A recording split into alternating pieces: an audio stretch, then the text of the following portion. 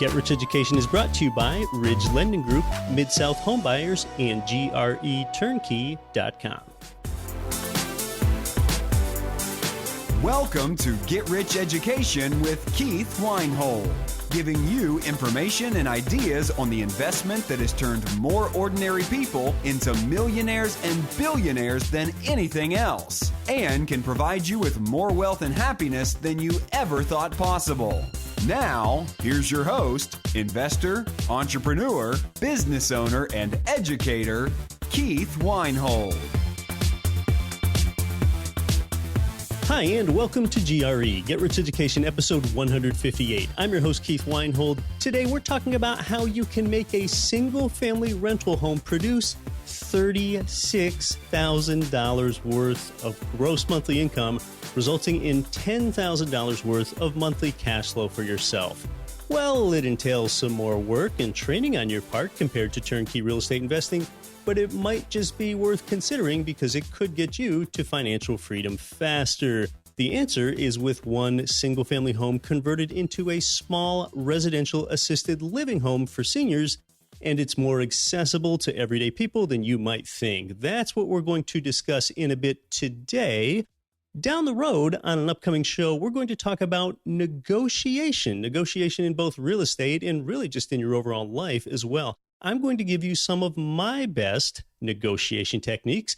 Here's one of them, for example. When you're negotiating with, say, a plumber before he does some work for you, let's say that he throws out a final price that you both agree on, $500 or whatever. Instead of you saying, I agree with that price, we have a deal, instead try saying, I agree with that price if you can start first thing tomorrow morning. Well, then maybe the plumber will come back to you with, I can't start tomorrow. How about the following day? Well, then your response could be, that works, but you'll need to finish in 2 days instead of 3. So as long as he counters your request, you continue to ask for additional concessions. It's not always about the money. A lot of people on the other side think it's just about the money, but you negotiate one step beyond that. That technique is what I call make sure you get the final concession. We're going to talk about negotiation techniques like that on an upcoming show. And for that show, we're also going to have the director of the American Negotiation Institute with us here. So we'll see how he thinks my negotiation ideas stack up to his. And we're also going to hear his ideas because, well, it's what he does for a living. So I bet that he's got some great negotiation technique material that we've never thought about. Now, before we get into the assisted living home twist on buy and hold real estate investing today, importantly, the scarcity mentality is abundant and the abundance mentality is scarce. That's one of those things I guess I'm known for being said for. We need to keep that in mind, both in investing and how we treat ourselves and our families and others. Why spend a day thinking about how to live below your means when you can instead expand your means with the actionable ideas like we're talking about all the time here at Get Rich Education and like we'll be talking about again today? What is the scarcity mentality? It's people who think that financial betterment means cutting your expenses. What is the abundance mentality? That's people who already know that financial betterment means increasing your income, not cutting expenses. You can only cut expenses so much to the downside. And when you do that, you're living worse anyway. You're voluntarily cutting your own standard of living. Instead, when you expand your means, you're living better, and there is absolutely no limit to how far you can expand. What does a scarcity mentality look like? Hey, if you track this credit card points program for half your life, then you can get 5% off apparel from this selection of department stores. Oh, and then 3 months later, it rotates around to you getting a free hot dog from 7-Eleven once a week. Oh, jeez. Your mental bandwidth is being occupied with the wrong thoughts. Hey, with this coupon code, you can get 30% off Ray-Ban sunglasses, but to get it, you've got to like, comment, and then share this post with 10 friends. Oh, jeez. I mean, how many of those activities would you have to engage with in order to, say, live in the neighborhood of your choice? Or how much of that would you have to do to truly make a meaningful increase in your standard of living. Well, you couldn't do enough of any of those things to make an impact on what really matters in your life. And that's my point. Now, your parents probably told you how to live below your means and might have even said those words, live below your means, but they just didn't know how to tell you to expand your means. A lot of times it comes down to standard of living. You know full well that if your parents loved you, then they wanted your standard of living to be better than theirs. They just didn't say it because Homo sapiens are biogenetically, psychologically programmed and predisposed to revert into survival mode, to not get eaten by the saber-toothed tiger. But civilization has improved upon that, and that's why we're not in survive mode here on this show. Why merely survive when you can thrive? I want to see you have the means to live a life chock full of great, great experiences. And that's got nothing to do with stupid social media discount codes for beef jerky or whatever. Have great experiences. And you know something? No matter how big your paycheck is, you still can't buy yesterday. You can't buy it back. Did you go deer hunting with your son recently? Did you take your daughter to Yosemite National Park this past summer?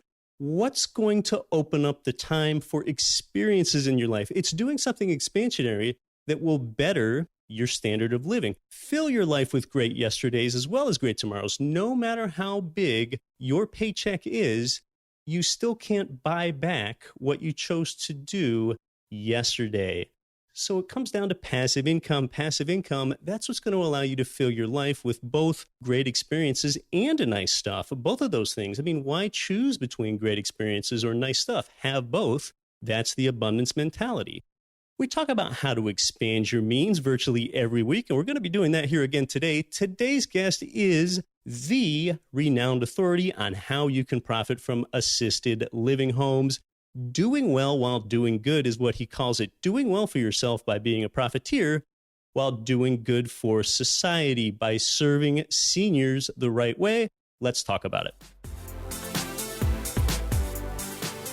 With more than 30 years of real estate investing experience, 4 books, and 2 radio shows under his belt, today's guest is also a certified financial planner. He's appeared on the cover of Real Estate Wealth magazine. He's also a master public speaker. Today, he owns the Residential Assisted Living Academy, where he shows you how you can make one single-family home generate between $5,000 and $15,000 every month. And by the way, that's not gross income. That's your cash flow. That's your monthly income minus expenses. And just wait until you learn about the next big thing that he's launching, which we're going to discuss today. I first met today's guest at a live event, and ever since, I seem to run into him a lot of places that I go, and I don't know of any greater authority in the world on serving and profiting with assisted living homes. I'd like to give a big welcome back onto Get Rich Education today, Gene Guarino. Thank you, Keith. It's so awesome to be back. I appreciate you taking the time to share with everybody that's listening. Our population is aging, and we're going to need more senior housing. Can you put some numbers to that? Absolutely. There is 77 million baby boomers, and that is people that were born between 1946 and 1964. So for a lot of your listeners, that could be their parents. And those baby boomers, they're in their early 70s right now. Now, they're not moving into assisted living. I know some of you want to move mom and dad in there, but it could be their parents or your grandparents, and they are in assisted living. And the numbers right now are staggering. 10,000 people a day are turning 65 in our country, but 4,000 a day are turning 85. And that's the target demographic. Those are the people that will need help with their activities of daily living. And I just want to extrapolate to give you the number. 4,000 a day is 120,000 new 85-year-olds every single month. And that's 1.4 million new 85-year-olds every single year. Right now, in all of assisted living in the U.S., there's about 1.4 million people. So that population of who needs this help is literally doubling every single year. That's astounding.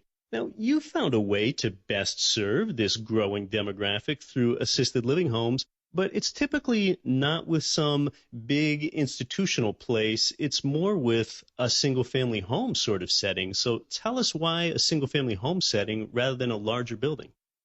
When I first heard about this, I heard it from the profit side. How do I make money on this? And certainly that is a focus. But as my mom aged and she needed help, then I started to see it from the user side and the experience. And what I found, Keith, is that you don't want to move mom into a hotel or an apartment building. She wants to stay at home. So not home-like, but actually having a home, a residential home that's a group home for the elderly was a much better solution. And then from a business standpoint, I didn't have in my mind to raise $30 million to put up a large 200-bed facility, but getting a single-family home, doing some conversion and using it for this purpose can be incredibly profitable. There's certainly an opportunity here. This is a demographic that's growing. This is a need that's got to be served. Really, when someone has an interest in this, once they have a little bit of education, really, where's the best place for them to start? Do they start with looking for a property, or do they start with looking with prospective residents, or where does one get going and start? It's a great question because a lot of people start at the wrong point. And in this industry itself, residential assisted living, the first thing is location. And when I say location, it's really about the demographics. We want to have the right number of people and then the right financial means where they're making above average income, not average or low income. A lot of times people come to me, Keith, they go, I got the perfect house for this. And well, where is it? And it's in the middle of nowhere. And it's like, nobody's going to go there. You could have the perfect house, but if it's out of the way, it's not where people are, then nobody's going to drive there to go see it. Nobody's going to go visit mom there. So location is the number one criteria. Number two, then, is finding out what the rules of the game are. Every time we play a new board game, it's always, well, how do I win? And then what are the rules? And the rules of the game, in this case, what can I do in a certain area and what can I do? And more importantly, what do they call it? We get that all the time where somebody goes and they check out zoning or rules or regulation and they call it the wrong thing. Maybe they call it assisted living facilities, but in their state, it's called a personal care home. So then they say, oh, you can't do that here. Well, you called it the wrong thing. You made that mistake. And the government official isn't going to correct you or educate you or teach you. So number one is location, and it's the demographic of the people that live there. Now, we talk an awful lot about buy and hold residential income property, and location is so important there. And typically we're talking about location with respect to things like proximity to jobs and industry. But in this case, with an assisted living home, you don't necessarily want or need so much proximity to jobs and industry because your residents at an assisted living home are typically not going to be working anymore. And really, it comes down to you often want proximity to those children and those family members, right? That's one reason you don't want to be off in the middle of nowhere with your choice of location. Exactly right. Grandma, she doesn't need a job, right? She doesn't need, she's past that. But what we really do want is, I'll give you the avatar. The perfect place to be would be a neighborhood, a location that is upper income, not top of the top, but above average. So above average income. And the demographics there are homeowners who are in their 50s and 60s. That's your demographic because that's the family member who's going to be paying for mom and dad's care. So if we find that neighborhood, so it's not a brand new neighborhood or by the college campus, it doesn't need to be near the bus line and it doesn't need to be near hospitals. A lot of people think that's it. No, if grandma's in the hospital, then we're past where we need it. So the demographic I'm looking for is 50 to 60 years old, above average income, and the more people, the better. And you don't necessarily go looking for these properties on a big online resource like LoopNet or Craigslist necessarily. Where do you actually find the right property that you're describing? The right property itself is, frankly, not hard to find once you know what you're looking for. So if everybody starts with the concept of location is first, what I'm looking for is not mountains, hills, and beachfront. It is the right location based on the demographics. That's the key. The next part is the property itself. I don't care if it comes from MLS or LoopNet or from a sign in the front yard. The locating of the property, more importantly, it's the location of, because I can scrape away the house and build it new. We can fix or repair or change or add on to anything that exists at the right location.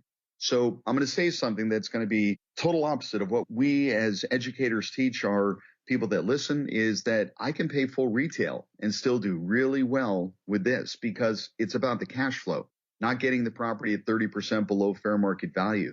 We've all heard the term, you make your money when you buy. Well, in this case, you make your money from the cash flow. And I do want to talk, because I know you and I had a little pre-discussion here, that there's a lot of people listening. It's all about the that cash flow, passive income where they own something and it just generates income. And I want to make sure that people are very clear that in what I do, there are two components, the real estate and the business. Right. So I just want to focus, just on that business part separately. Let's talk the real estate. The real estate, if you're a buy and hold investor, which a lot of you are, you can buy and hold, and it could be a single family home. Rent it to a family. They move in for a year or two, move out. So we have turnover. You've got vacancy. You've got repair costs on the way through. If you took a single family home that was appropriate, the right location, the right size and setup and so on for residential assisted living, and if you leased it to an operator who's going to operate this group home in that residential setting, number one, they're probably going to want a 5-year lease, not a 1-year lease. And most people that I know that do buy and hold are tickled pink with a 5-year lease. That's one. Two, they're more than willing to pay a higher than fair market rent because they're going to be making a boatload of money. And if you're willing to do what you do and I do as a real estate investor, down payments, fix up cost, everything that goes with it, they want to operate a business. So when you think about it, most people who operate a business do it in rented buildings, rented land. Every franchise you see, somebody owns the dirt, somebody owns the building, somebody owns the business, and one is leasing it to the other. So if you just want to own the real estate, the bricks and sticks and the dirt and so on, you can do that and lease the building to the operator. They can do the lease improvements, the tenant improvements. They'll want a long-term lease because they're going to operate a business that's going to be incredibly profitable. But in the meantime, if you're making twice the fair market rent or twice of what you're getting now, well, you're making great cash flow too. That's right. So there are a few ways for one to go ahead and operate here. They can own the real estate themselves and go ahead and rent it to others operating that business, or they could own both the real estate and the business. Or are there other models that one could embrace? There's another model that we're starting to develop ourselves with some of our students, and I'm going to call it the Golden Girls model.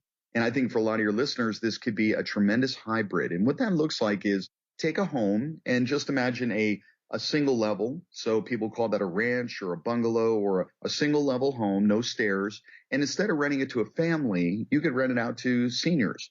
And they're renting a room, a bedroom, and then they're sharing the family room, kitchen, and so on. So the Golden Girls model, a show from the 80s for those of you not familiar with that. So there's not assisted living involved. They may have, not required, may have somebody come visit them to check on them, help with medication management or food or cleaning or so on. But if you just rented it to 4 individuals that now have the camaraderie of each other, instead of renting the whole home for $1,500, you might rent each room for $1,000 and include all the utilities and be able to net that double, that extra $2,000 when it's all said and done.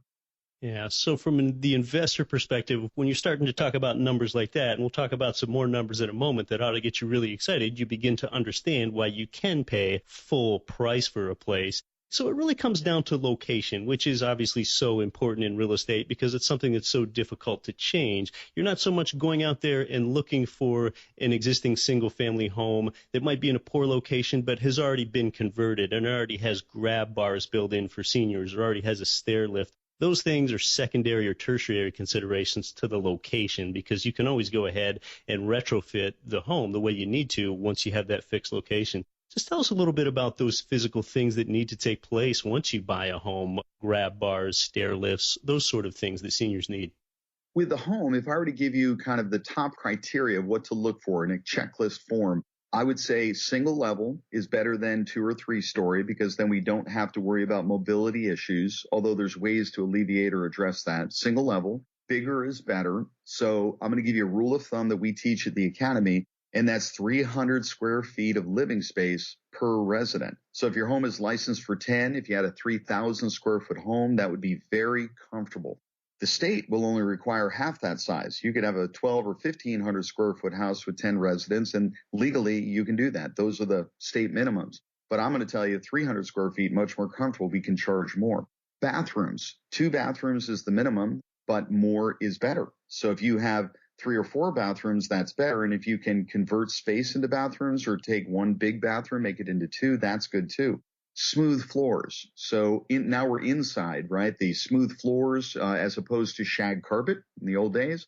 A wood floor, a tile floor, a linoleum floor. You mentioned the grab bars around showers and toilets. Easy to do that. Widen the doorways to 36 inch if you can. A wide residential door, not a 42-inch with a push bar. The home doesn't need to be ADA compliant, but ramps to the front, if it's 3 steps up, you certainly need a ramp. But even if it's just 4 inches to move in to the home itself, you could have a little bit of a ramp there just to make it smooth and easy for anybody, including a senior. So we can go on with that list, but the location of the house, critical. And inside the neighborhood, let's just say you're in the perfect neighborhood, but you're in the back of the neighborhood and they got to spend 10 minutes going through, turn left at the third pine tree and then right at the rock. I'd rather you be the first house to the right inside the front gate. And that's the house that other people may look at and say, well, I don't want that house. Everybody passes you. It's got a small yard. It's got the sewer drainage or the drainage ditch in the back and the power lines over the corner. Perfect. We don't really care about the yard. I want that exposure. I want that convenience. First house on the right. Yeah, we need to think about things differently than we do with just plain old residential units. One of those thoughts is with zoning, but I think oftentimes those zoning rules are more on our side as assisted living home investors than some think. You know, you're perfect right there, that comment, because so many people say zoning, zoning, zoning. And let me just share this. The Fair Housing Act works in our favor, because you cannot discriminate against age and sex and everything else. So age, we can't discriminate who lives in a home. You need to make sure you understand this is a group home. It's not a business. Well, Gene, what if there's an HOA and says there's no business allowed in the neighborhood? Well, fine. We're not a business. We're a group home. And those words are critically important. Now, the HOA virtually has no power because the state has rules for this. The county has rules for this. And as long as you follow the rules that the state and the county have put together, and you follow, fill in the paperwork, make your application, and so on, you're fine. It doesn't matter what the HOA nosy neighbor down the left says or thinks. So the Fair Housing Act works in our favor. You can do it in the nicest neighborhoods, but also if you're looking for a place and less hassle, go to the neighborhood without the HOA. They're all over the place too. We talk about things that are mission critical here, and to me that means providing others with housing that's clean, safe, affordable, and functional, and we would want to have all those things checked when we go ahead and serve seniors. With that in mind and realizing that's mission critical, let's talk about the numbers a little bit and just how profitable it can be for an investor. We take a look at a profit and loss statement on a monthly basis for a buy and hold residential unit. Typically have the rent on the income side, maybe some laundry income as well. And then over on the expense side, typically we have mortgage, vacancy, insurance, management, taxes, and utilities. Those are kind of the income and expenses on your P&L for residential. Now, how does that look different for assisted living home operations on a monthly basis? And feel free to go ahead and put some real numbers to that for us, Gene. You bet. And again, I want to make sure everybody knows, real estate aside, you own the real estate in one entity, you can lease it to yourself, but the rent that you could receive could be up to twice the fair market rent. So just the normal expenses you just mentioned for owning real estate and having a tenant would be the same on that side. On the business side, there's kind of 3 parts to it. One is the real estate, which you just described. 2 is just operating, and this one time I'm going to use the word, Kate, operating this as a business. There may be a business license required. It may be $100 a month.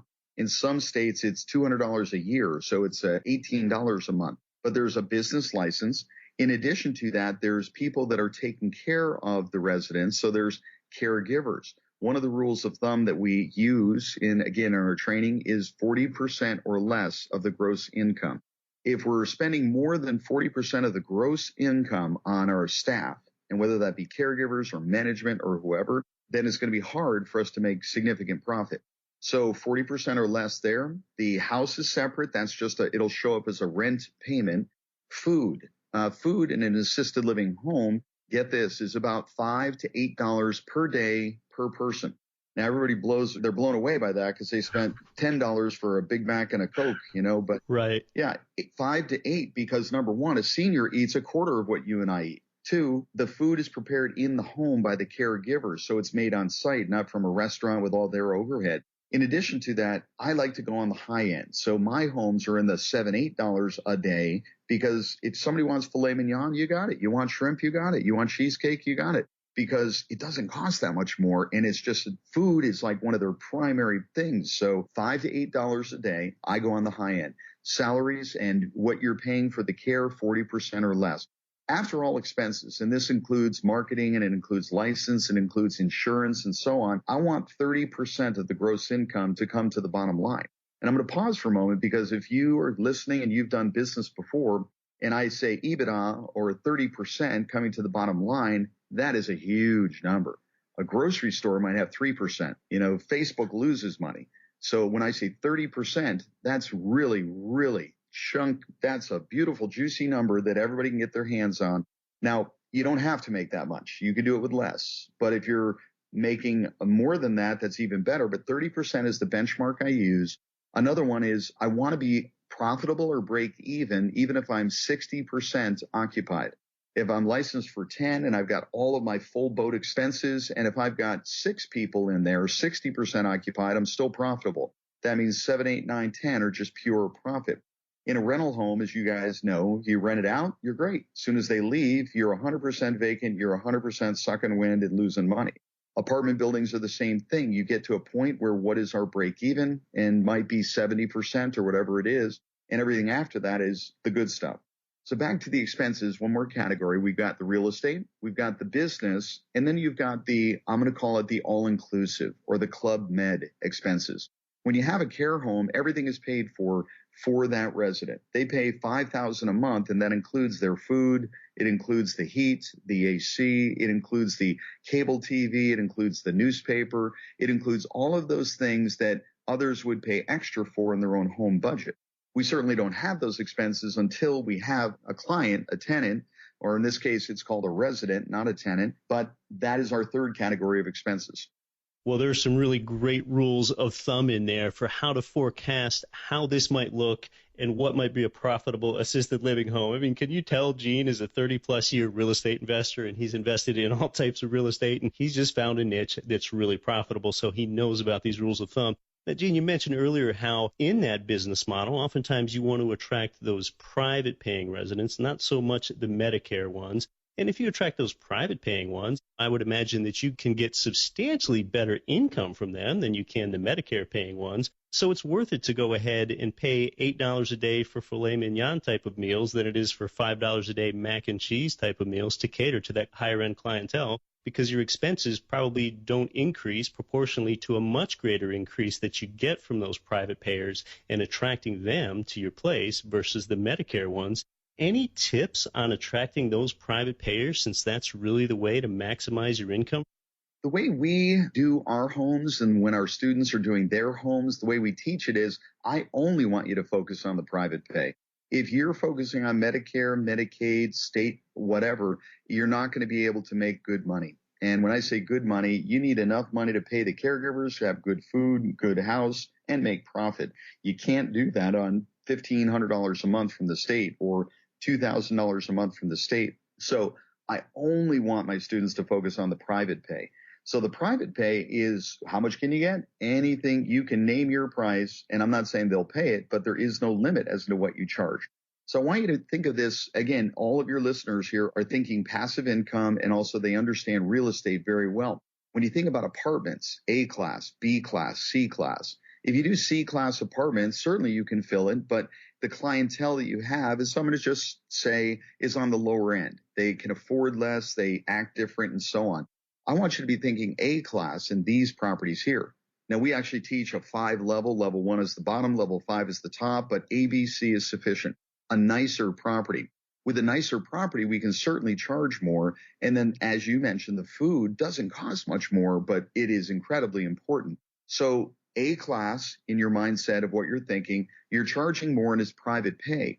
Now, where do people get the money from? A few people, 10% will have an actual insurance policy called a long-term care insurance policy, but 90% don't.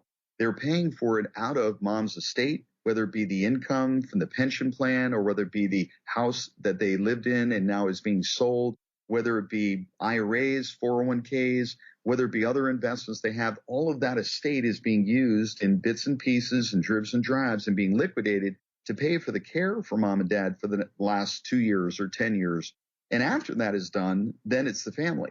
If the family doesn't want mom to be living in a kind of a state-run or state affordable institutional type setting that you can smell the neglect walking in the front door, they're going to pony up. Yeah, they're going to be chipping in $1,000 per kid, and it's $4,000 or $5,000 a month. But the average in the country is $3,600 a month for an average home. So throughout the country, the range is, from one to the other. And in some states, in areas of some states, people are paying $8,000 and $10,000 per month for one person to live in a home and be taken care of in the way we're talking about.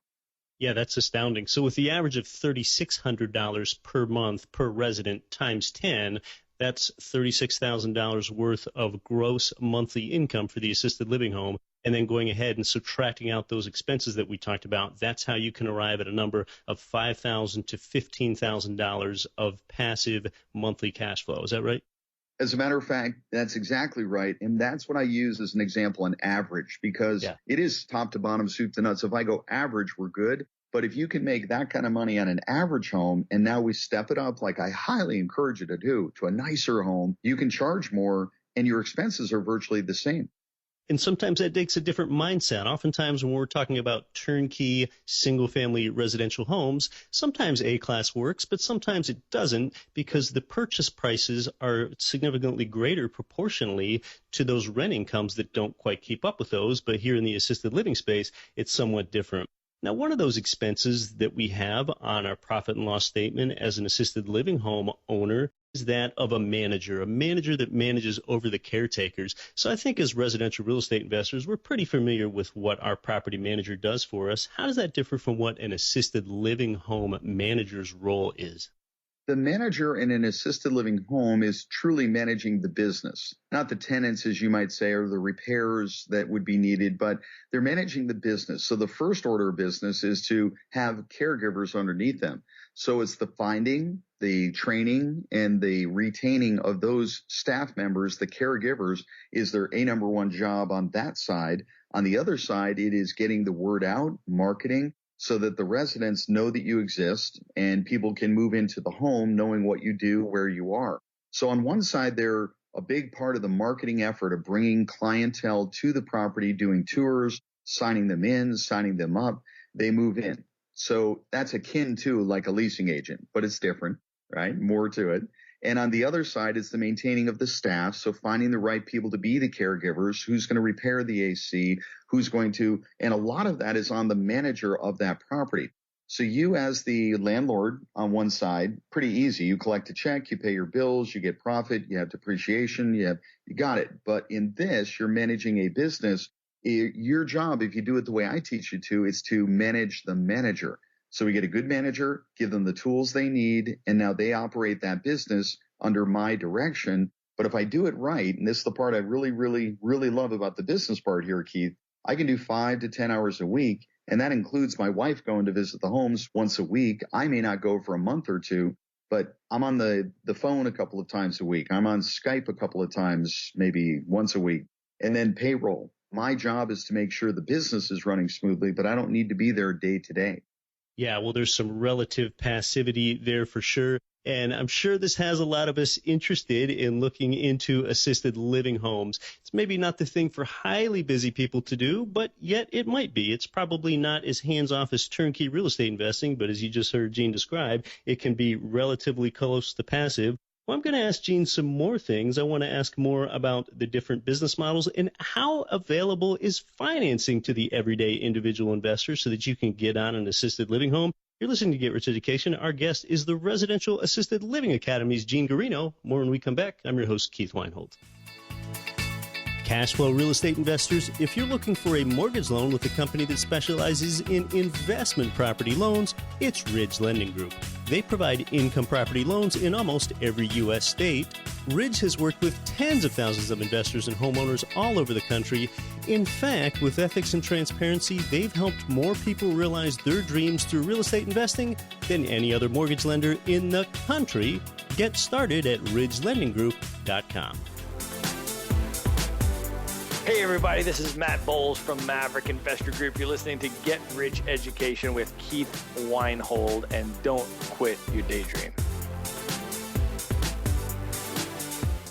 Welcome back to Get Rich Education. We're talking with Gene Guarino, the founder of the Residential Assisted Living Academy. He tells you how to serve others and make fantastic, in fact, almost incredible cash flow from one single-family home by making that an assisted living facility. So, Gene, just talk to us a little bit more about some of the risks, some of the potential downsides liability insurance, licensing, and are there some considerations state to state? How does that look?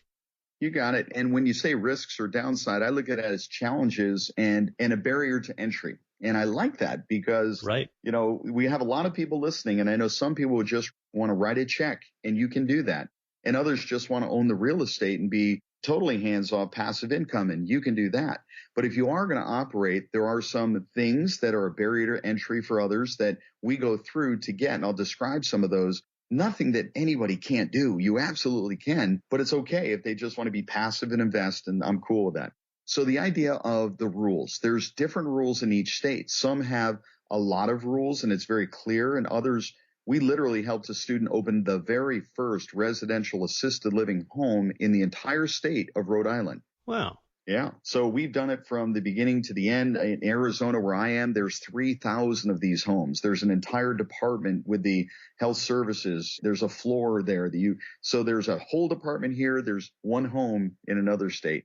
So each state has rules. And then from there, and I want you to know that the 3 key points of what it takes to get licensed are, number 1, senior safe home. So think about senior safe. It's got grab bars near the toilets and tubs and whatever.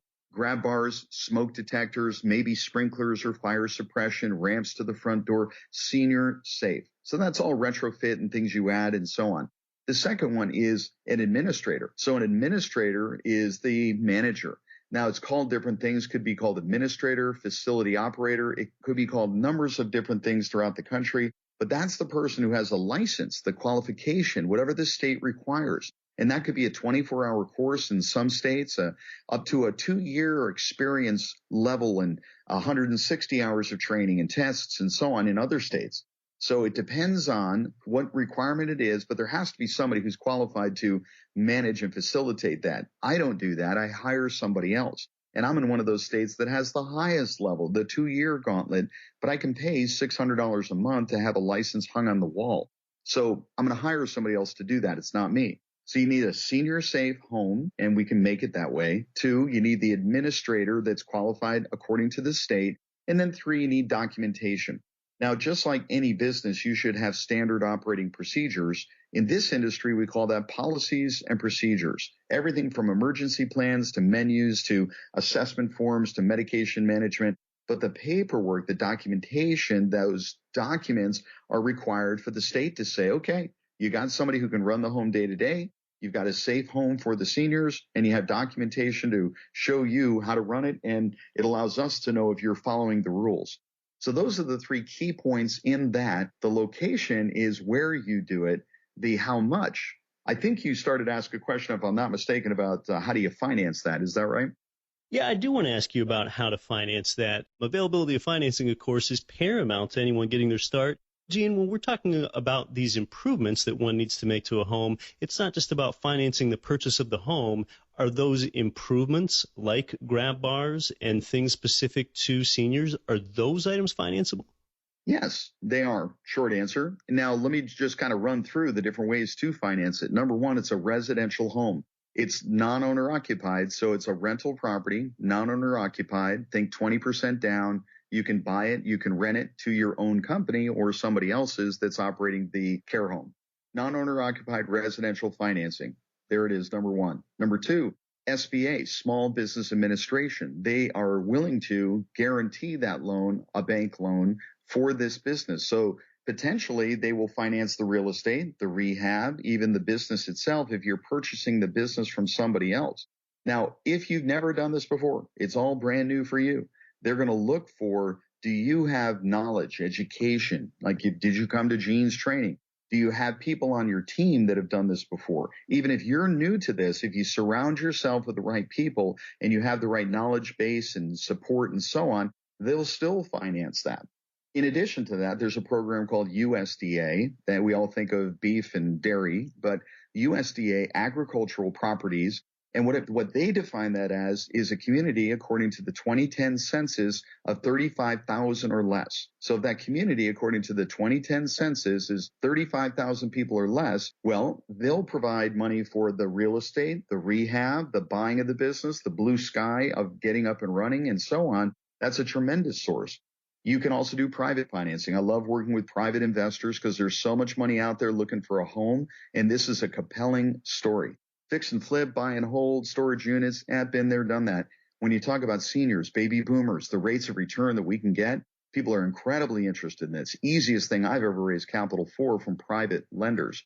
IRAs, self-directed IRAs, helping to tap into that, trillions of dollars sitting in cash, again, when you know how to present yourself properly. There's other sources too, like syndication, which is a great way to raise capital for this from private lenders and investors, and they're investing in a syndication either for a property, a fund, or a group of properties, or an open-ended syndication. And then crowdfunding. I was literally on the phone today with one of our crowdfunding resources, and we're developing that platform because we've got people raising money in a crowdfunding site, and we're looking to develop that to the next level so it becomes a pretty significant resource as well. Yeah, there are some remarkable financing options there. And I think a lot of times there's backing because people and agencies just know that this is a demographic need, and there's only going to be a greater and greater need for senior housing. Gene approaches this from a very professional way. And if you learn from Gene, you will learn how to scale this and do this professionally and make a lot of profit. There's basically a casual way of approaching investing, or there's a professional way of approaching investing. And it's really not a whole lot different with just classic buy and hold residential real estate. A lot of couples out there, the reason that they own a rental property is because maybe the wife used to own that condo before the husband and wife got married, and they just left the condo behind, and rather than sell it, they just have it as a rental, and their income doesn't even cover their mortgage, but they think that that's a good deal. I think in the same sense, sort of the casual or unprofessional approach to residential assisted living is you might have a husband and a wife that are older now, and their kids have moved out of the home, and you have these two empty bedrooms, these two empty nests that are left behind. And the husband and wife think, well, maybe it's a good idea to go ahead and rent those out to seniors. And you may very well be able to do that, but you're probably not approaching it from the most professional, scalable, and profitable way. And you might be in a scenario where the husband and wife start to feel trapped. They can't go on vacation. They can't go anywhere. And they just really didn't think about this big picture or undertake a lot of these considerations that you learn about through someone like Gene and the Residential Assisted Living Academy. A lot of times, Gene, now even for someone that does approach this from a professional standpoint and they do go ahead and buy a single-family assisted living home that they might rent to 8 or 10 residents, a lot of times the problem for that professional might just be getting that first resident in there. Sometimes that can be a little bit of a hurdle to overcome. So how can one meet that need? And I want to take everything you just said and add one piece to it to answer this question. One of the reasons why people do this, and they're doing this now, is they're thinking about the future. So that one resident literally could be your parent or a grandparent. And right now, that person, and I want you all to be thinking, because you may be 30 years old or 40 years old, and you're thinking, hey, these for old people. It's decades away. Hey, your time will come. But at some point, we're all going to need help with our activities of daily living. And if you're in a point where I am, where you're 50, 60 years old, your parents are 80, 90 years old, well, at some point, if they need help, now somebody's going to pay for it. And if it's $5,000, $8,000 a month, wouldn't it be better to own your own home? They live in the master bedroom for free, and you've got 9 other people writing you a check for $5 or $6 or $8 a month. So you're making a huge profit. So I want you to be selfish and be thinking forward. Do one home for yourself so that you are comfortably living out last days, but you're not leaving a burden to the kids. And some of you are going to be facing that. And I know for a fact you will listen back and you'll think to yourself, I remember when in this state here, when Keith told me I should be thinking about this, because if you don't have that, you will be writing that check. So your first resident could be a family member. And if you're totally agree that first one in the home is always the hardest one because it's a group home and nobody wants to be first. Right. So if you're moving somebody in, and I say this jokingly, but you can do a rent a grandma. I'm joking, but you can have an open house where you have elderly people there. Maybe they're just visiting and so on. You can have one person move in at a very discounted rate so that, hey, you're the first, yours is $3,000 a month instead of $5,000 a month. So people do want to see that first person in there, and there are strategies for that. But then the second and third and fourth are easier. And then after that, it fills up quickly because people are saying, well, now I see it. I can envision it. I see it. I see the community, who's living here with me and so on. But the first one is priming the pump. Yeah, we're talking about strategies to get that first resident in a home that you've gone ahead and closed on. Oftentimes that can be the most difficult one. Residents don't want to move into a place that feels dead, or they might wonder, well, why is nobody living here? What is wrong with this place? Well, there's nothing wrong with the place. You might have just closed on it, and you need to get that first resident. So, Gene, we want to do well here, and we also kind of want to minimize what I call ROI, return on involvement. We want to get a good return on involvement with what we're doing. That's sort of another way to think of ROI and make this turnkey. But we also want to know that residents are being cared for. So what's a good indicator, maybe after someone's bought a home and they do get it filled with some residents, what's a good indicator? How can one know that they're operating and really giving good value to the residents that are there? Well, those are kind of two different questions, because return on involvement, I love the way you said that. I wrote that down. That's really very cool. Yeah. So the involvement part, I do encourage you to be less involved. Now, we can go the other direction, and I'm very sensitive to the fact that some people are all about the social aspect of it, that I can take care of people, and that's great. But the ROI, return on, your involvement, if you're benchmarking on what I suggest, 5 to 10 hours a week, I went to one of my homes today, literally just to drop off a check, and I was there for 10 minutes. And in the home itself, I said hello to the residents. Do they recognize me? I don't know. I said hello to the two caregivers, and I gave them a big hug, thanked them for doing what they do, dropped off my piece of paper, the check, and the envelope, and off I went. That's pretty low involvement. Now, I could go there and be very involved. I could be asking a ton of questions, but having a manager who's in place that is overseeing the home, making sure that it only gets to me if it needs to get to me, is very important for that. So the other part, the value for the resident. If grandma knew that it's costing $6,000 a month to live in that home, she'd have a heart attack and die.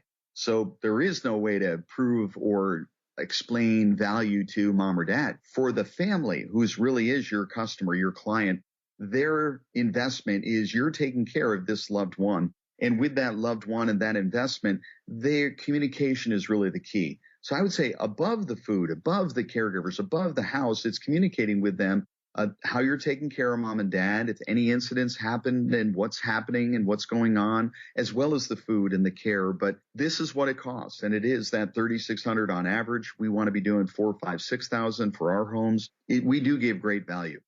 Yeah, so we really want to do well here and operate well. And yes, we have an income, and you might have the ability to drop by every once in a while and know if residents are getting their medications given to them as needed, and to know that they might have just enjoyed a pan of lasagna that was just made for everybody. You want to have that communication with your manager there, just like you do with your residential income property manager. Well, Gene, as we're winding down here, is there just sort of any last thing that might be important that I didn't ask you about? You asked some tremendous questions, and my guess is everybody listening has a lot more. I'm going to do something, and I know you're going to put it in the show notes for them, but I have a gift. It's a 6-part training that is free. And go to the show notes and click on that link and get those 6 lessons. It won't take too long. It's an hour, 20 minutes, but it'll give you a lot of great information and background on the business side and the operations side, but it'll answer a lot of the questions that you have. So you're going to put that in the show notes, I know. Download that. It's very valuable. Yes, you can go ahead and look out for that in the show notes. And then, Gene, you've masterminded the first annual, the inaugural Residential Assisted Living National Convention coming up in Scottsdale, Arizona. Tell us about that. So excited. November 10 and 11. And on those 2 dates, it's the national convention. I've traveled all over the country to the big box conventions, and they kind of look down their nose at us. And yet there's 40,000 of these properties throughout the country, and they're all separate, little separate entities. So I'm bringing it all together. Our academy has been training people from all over the country. We had somebody in our training from Australia this past week, even all over the world. But this is the national convention for the residential assisted living. So for those of you listening, you don't need to be a home operator. You don't need to be wanting to be that at all. You could be a real estate investor and just a money investor. You could be a lender. You could be an operator or a wannabe operator, or just want to learn more about this business and be networking with people that are doing it. This is an opportunity to get together with hundreds of people from across the country. This will be the place to be. And it's in Scottsdale. It's in November. It's the 10th and 11th. And if you'd like to get more information on that, go to the website, RALNATCON.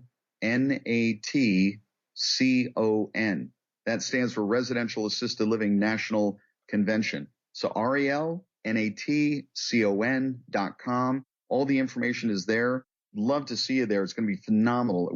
We've already got 40% of the seats have already been pre-sold before you've even made it available, and you're one of the first ones, your listeners, to hear about this. You know, Gene, whenever we have these chats, I often get to thinking myself, now, why aren't I doing this? But then, a couple hours later, I get to thinking about the things that I already have on my plate, and I don't. So if you think you have any inclination toward doing this, I really suggest following up with Gene's resources. Gene Guarino, thanks so much for coming back onto the show. Thank you. Oh, yeah, I'm really impressed with Gene. He talks in such I'll call it a nutrient-dense way. He condenses a lot of information into a few sentences, and his trainings and influence in the assisted living home space seemingly expand every year. And when you talk to him, you know why.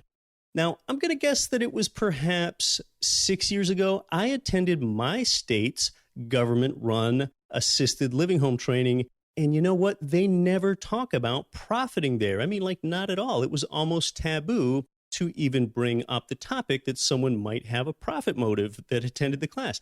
Of course, we want to do good for others, but at that class, you might have gotten shut down if you asked questions about how profitable it was at this state-run training. And I've talked to Gene about that, and he says that most state government-run trainings are that way. Now, if you go to yours, it might scare you away because nearly all they talk about are the regulations.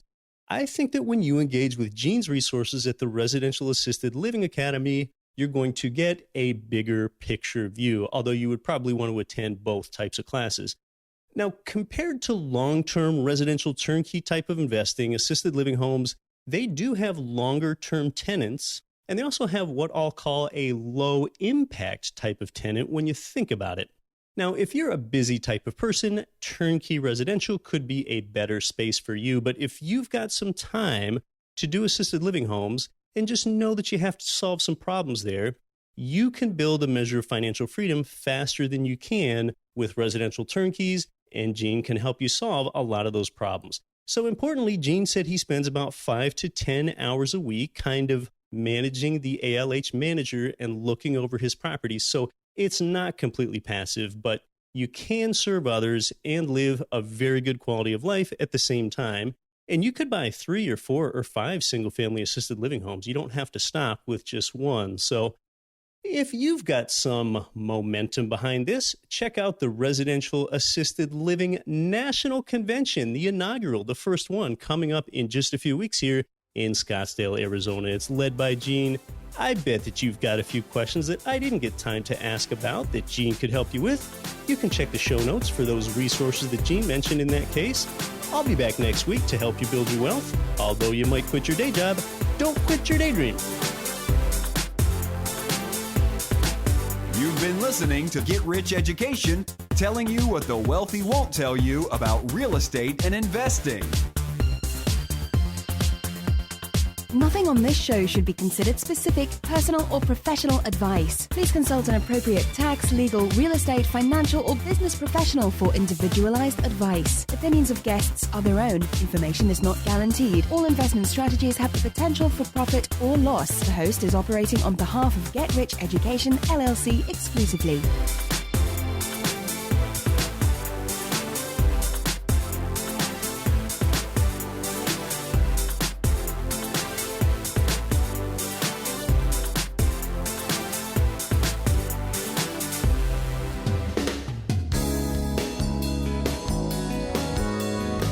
The preceding program was brought to you by your home for wealth building, GetRichEducation.com.